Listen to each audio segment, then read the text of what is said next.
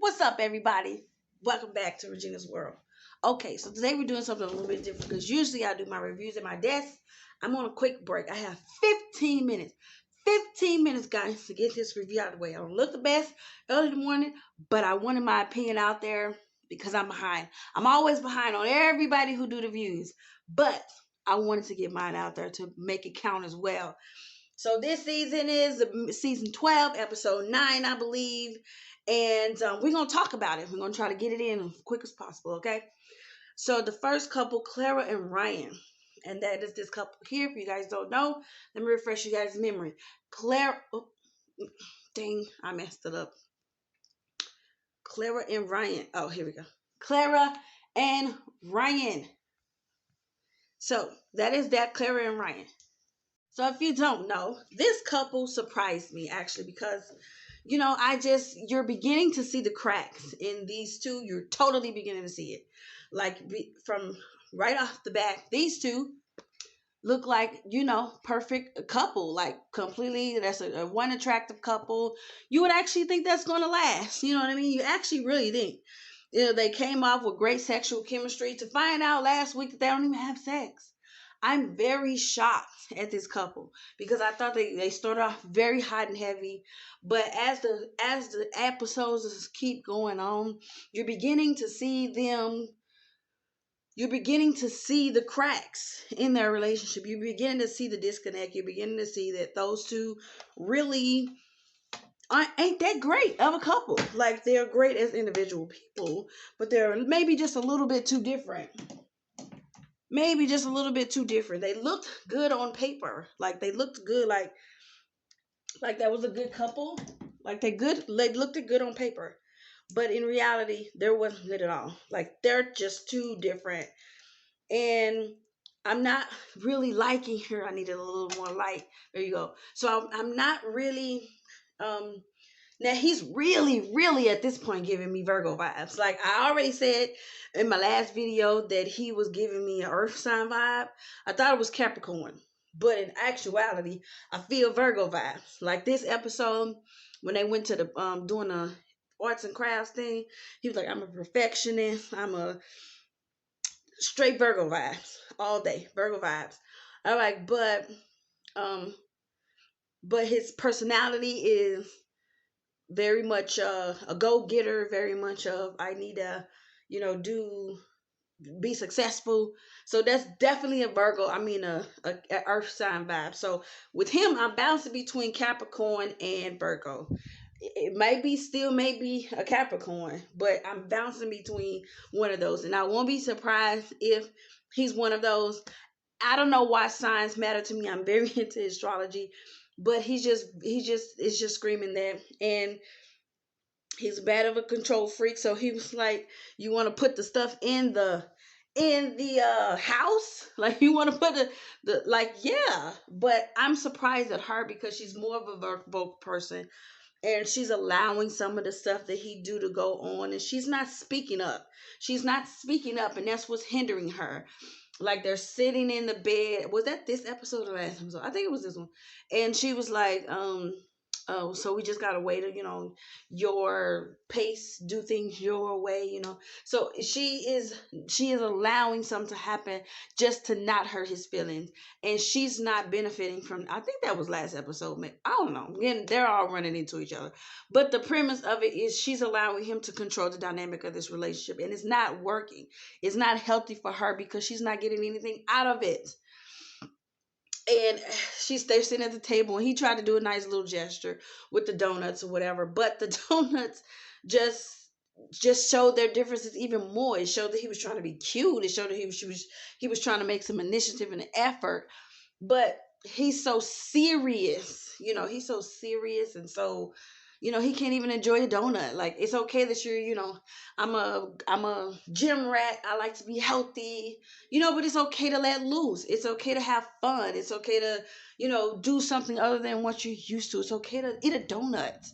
It's okay to do something other than, whatever. And she was right. She was like, why am I sitting feeling like I'm at a, motivational seminar? I'm just trying to have a little fun and relax and eat my donuts. And then you could tell he was just like, oh, We just so different. Like, I cannot imagine the person that he would date, because if he is a Capricorn, he needs somebody like her. Like, he definitely will need somebody like her for him to bring him out of his boring personality. So that's why another reason he's giving me Capricorn, because Virgos is actually very, very friendly and very gift of gab, and they can get along with anybody, even though they have their issues. Virgos actually personally is my favorite sign. So, but that's screaming Capricorn to me. Like, they are very kind of awkward, which we are at times, and we don't know how to, get to know other people. But it's just things about him that just screams familiarity to me, I guess. I'm like, so, but if he would let her in, like, all he got to do is let her in. Like, what is it that he's so not trusting? She needs to dive into that. Figure out what happened in your past that you just don't trust anybody. Like, I'm your wife and you won't even trust me. You shouldn't have did something like this if you didn't trust. Well, what did you do this for? Like, really? If you didn't trust me, why did you do this? Like, really? Why did you do this?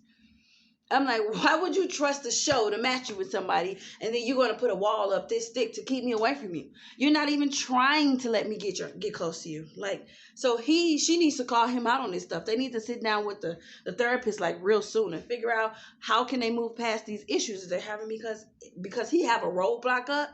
He have a wall up, like, I don't want anybody to come close to me, near me, touch me. So he had allowed on childhood trauma, ex-girlfriend, ex-wife cheated on him or something. Something has happened to him to make him the way he is. And she needs to figure out what that stuff is. If she even want a chance of happiness with him, she needs to find out what exactly what happened. But I feel bad because their relationship then is not working out. And if it don't take a turn really quick, I don't see it working out at all.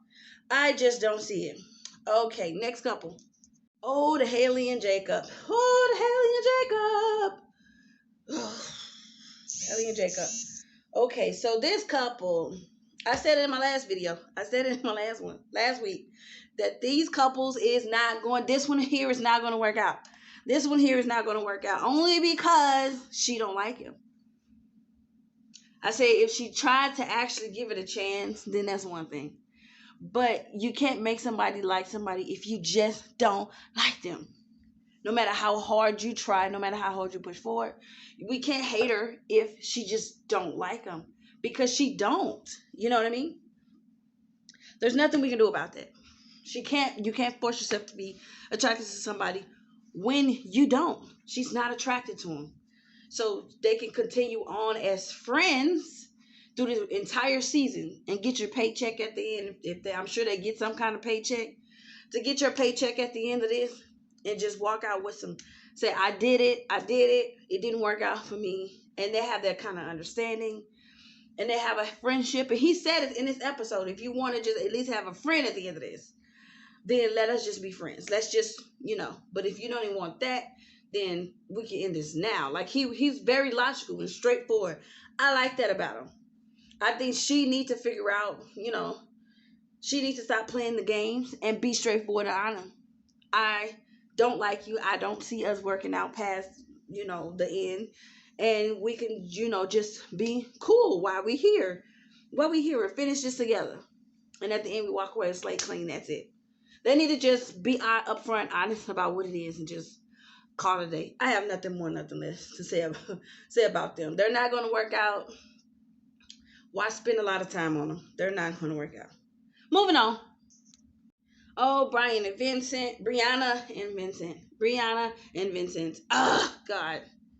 Dang on, it's bad. But y'all know who Brianna and Vincent is. Right here. This is Brianna and Vincent. Oh, God. We forgot. Anyway, I don't have anything bad to say about them. This is going to be one of the success stories. I'm not going to spend a lot of time on them. This is a success story. You can already tell it's blossoming right now. They're going to have a beautiful relationship, and I'm happy for them. So I hope you guys is one of our success couples that we end up loving at the end. I think they're a beautiful couple. Shout out to you guys. I hope you guys have a happy life in the future. I don't have anything bad to say about them. This was a great episode. That's why they wasn't even in it this much, because they didn't have any conflict going on. Great couple. Good job, guys. Good job. And Virginia and Eric, Virginia and Eric, I see them progressing. I see them. I don't know what this man do for a living, but whatever it is he do, it got him traveling. So the question is, how long can she deal with that? Because he said in his confessional that was a problem for him in the back in the day. There was a problem for his past relationship. So let's see how it affects her. Because I see her maturing in this relationship. I see the change that is being made. That she has considered everything that he said, his feelings, his emotions, his worries. She has absolutely doing everything she possibly can to make him comfortable and happy. I see the change in Haley. So I am very, very pleased with their growth. I'm very, very pleased with how she has blossomed. So if they continue to keep going the way they are, I don't see them divorcing at the end at all. But I don't know I don't know what he do for a living, but I do know whatever it is, it's going to, if it affects you, Haley, make sure you say it, because obviously he's going to put his job first before anybody he's married to, dating, or anything. He's going to put his job first. So that's something for you to think about. He's not going to choose you over his job. He left his wife. He added if we got divorced because of something like this. I think it's time for me to go back to work. But you guys, I'll be right back after on my lunch to finish off with old Paige and Chris. Okay, so last but not least, people, last but not least, Paige and Chris. Let's talk about it. This oh, when I tell you, they get on my nerve, both of them, equally, like equally. I have never seen a woman who willingly, I mean, willingly comes back for more every single day. I've never seen someone who is just like he hurt me yesterday. I said I'm gonna walk away, but let me see how much more he can hurt me. She is so toxic.